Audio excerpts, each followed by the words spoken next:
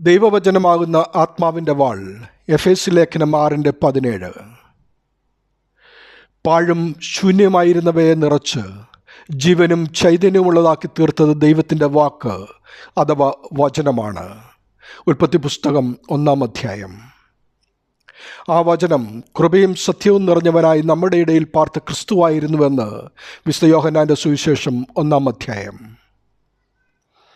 ആ ദൈവത്തിൻ്റെ നിശ്വാസം അഥവാ കാറ്റാണ് തിരുവെഴുത്തുകളെന്ന് 2 തീമോത്തിയോസ് 3:16.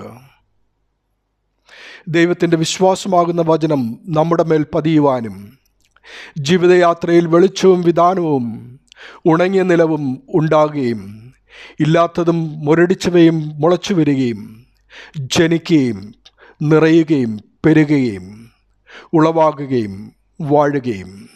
ഉൽപ്പത്തി പുസ്തകം 1-ാം അധ്യായം. നാമും കുടുംബവും തലമുറയും പാഴും ശൂന്യവുമായി പോകാതെ ജീവനും ചൈതന്യമുള്ളവരായി വാഴുവാൻ ലോഗോസാകുന്ന വചനം പുസ്തകത്താളുകളിലിരിക്കാതെ ആഴങ്ങൾക്ക് മീതെ ആത്മാവ് പരിവർത്തിച്ചതുപോലെ വചനം റേമയായി നമ്മിൽ നിറയുമ്പോൾ പ്രതിസന്ധികൾ നിറഞ്ഞ ഈ കാലഘട്ടത്തിൽ ദൈവവചനം ആത്മാവിൻ്റെ വാളായി നമ്മിൽ കൂടി പ്രവർത്തിക്കപ്പെടും. ഇത് നമ്മുടെയും തലമുറയുടെയും വിശ്വാസ സമൂഹത്തിൻ്റെയും രക്ഷയ്ക്കായി ഉതകും. അത് സാത്താനെതിരെയുള്ള തിന്മയ്ക്കെതിരെയുള്ള നന്മകളുടെ ശത്രുവിനെ തോൽപ്പിച്ച് മുന്നേറുവാൻ കർത്താവ് തന്ന ആയുധമാണ്.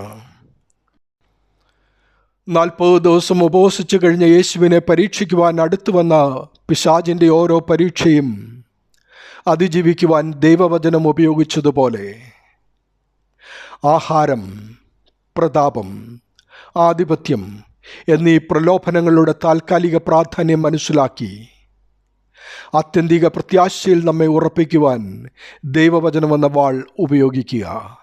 എബ്രായർ 4:12. ദൈവവചനമാകുന്ന വാൾ കൊണ്ടാണ് ക്രിസ്തു സാത്താനോട് പോരാടിയതും ജയിച്ചതും.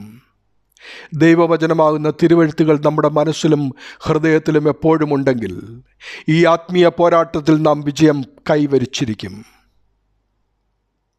ആത്മാവിൻ്റെ വാളായി വർത്തിക്കുന്ന ദൈവവചനം ആശ്വാസദാതാവായും ജീവിത സഖിയായും ബാലികാ ബാലന്മാർക്ക് ബലമായും യുവതീ യുവാക്കൾക്ക് ഉന്മേഷമായും പ്രായമായവർക്ക് പ്രത്യാശയായും അന്ധന്മാർക്ക് പ്രകാശമായും പാന്തന്മാർക്ക് മാർഗദർശിയായും പാപികൾക്ക് അനുതാപജന്യമായും ആത്മീയമായി വിശക്കുന്നവർക്ക് ഭക്ഷണമായും മാനവരാശിക്ക് മുഴുവനും വെളിപാടായും അനുഭവപ്പെടുന്നുവെന്ന് സങ്കീർത്തനങ്ങൾ 119, ഇരമ്യാവ് 32:31, 2 പത്രോസ് 1:19 മുതൽ 21 വരെ, എബ്രായ ലേഖനം 5:12-14 വരെ, 4:22, യോഹന്നാൻ്റെ സുവിശേഷം 1-ാം അധ്യായം 1-ാം വാക്യം.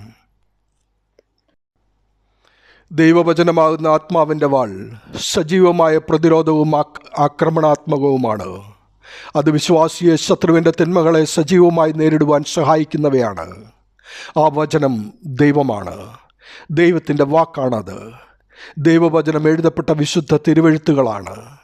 ക്രിസ്തു ഉപവാസശേഷം മരുഭൂമിയിൽ തിരുവെഴുത്തുപയോഗിച്ചതുപോലെ പ്രത്യേകിച്ചും പ്രലോഭനങ്ങളെ ചെറുക്കുവാൻ കൃത്യതയോടും വിവേചനാധികാരത്തോടും കൂടി ഉപയോഗിക്കുമ്പോൾ ദൈവവചനം ആത്മാവിൻ്റെ വാളായിത്തീരും. അത് വിശ്വാസത്തോടും വിശുദ്ധിയോടും കൂടി ഉപയോഗിക്കുക. നിങ്ങളും നിങ്ങളുടെ തലമുറകളും അനുഗ്രഹിക്കപ്പെടും, ക്രിസ്തുവിൽ സംരക്ഷിക്കപ്പെടും. വചനം തുണയായിരിക്കട്ടെ. ദൈവനാമം മഹത്വപ്പെടട്ടെ. ആമീൻ.